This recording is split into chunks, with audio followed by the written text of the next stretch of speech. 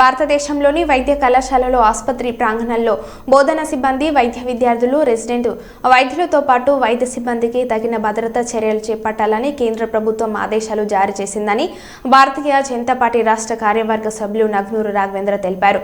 ఈ రోజు కర్నూలు నగరంలోని 46వ వార్డు నరసింహారెడ్డి నగర్లో బీజేపీ కార్యాలయంలో విలేకరుల సమావేశం జరిగింది. ఈ సందర్భంగా బీజేపీ రాష్ట్ర కార్యవర్గ సభ్యులు నగ్నూరు రాఘవేంద్ర మాట్లాడుతూ కలకత్తాలో వైద్య విద్యార్థి హత్యాచార ఘటన నేపథ్యంలో వైద్య విద్య నియంత్రణ సంస్థను జాతీయ వైద్య కమిషనర్ను కేంద్ర ప్రభుత్వం అప్రమత్తం చేసిందని అన్నారు.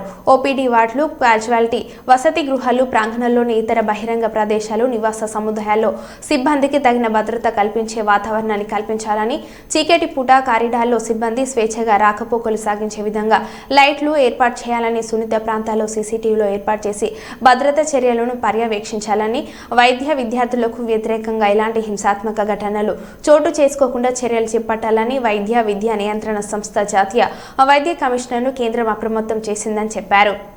కోల్కతాలో ఇలాంటి అరాచక పాలనలో ప్రజలు జీవిస్తున్నారంటే నిజంగా వారి ఆలోచన విధానము ఎలా ఉంటుందో మనకు అర్థం కావడం లేదు. రేపో ఎల్లుండో ఈ మెడికల్కి సంబంధించిన విద్యార్థులు చాలా భారీ ఎత్తున అక్కడ ఆందోళనలు చేపట్టారు.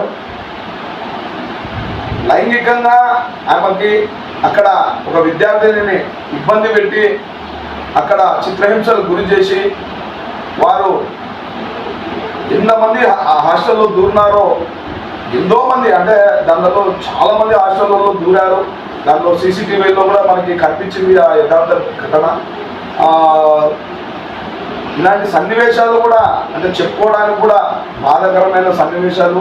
ఇలాంటి సన్నివేశాలు కూడా మళ్ళీ ఎప్పుడూ జరగకుండా గవర్నమెంట్లు తగిన చర్యలు తీసుకొని అక్కడ అన్ని సీసీటీవీలు ఏర్పాటు చేస్తూ, హాస్టళ్లలో తగిన బందోబస్తు ఏర్పాటు చేస్తూ వాళ్ళకి అక్కడ అంటే వాళ్ళకి ఒక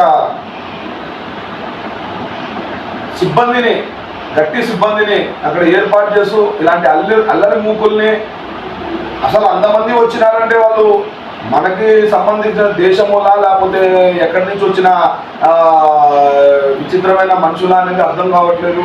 ఒకటేసారి హాస్టల్లో దూరి ఇలాంటి సంఘటనలు చేస్తుంటే లేడీస్ హాస్టల్లో మరి అక్కడ ప్రభుత్వం ఏం చేస్తుందో ఎవరికి అర్థం కాని పక్షంలో ఈరోజు మనము దాని గురించి చెప్పబోతున్నాము. ఖచ్చితంగా హాస్టళ్లలో సీసీటీవీలు ఏర్పాటు చేస్తూ